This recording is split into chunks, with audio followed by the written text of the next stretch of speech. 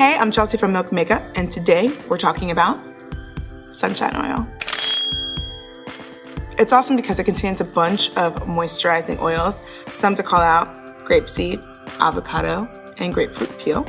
It's great for skin hydration and brightness. So, to dispense the product, you want to remove the lid. It comes in this great rollerball packaging with a dispense button here at the end.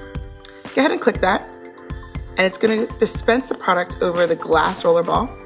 Apply that to any part of the body, and this is going to seep into the skin, making it very soft and radiant. You can use this on your face. I just dispense a little bit onto the rollerball and just dab that onto the hollows of your cheeks. And the coolest part, one of the things I love the most, is you can also use this in your hair because it's all natural oils. So I just dab a little bit out, and I just rub that right into my roots that clearly are not snatched right now.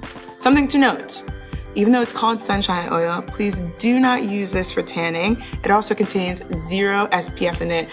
Sunshine oil is the perfect everything oil, and you can take it with you anywhere.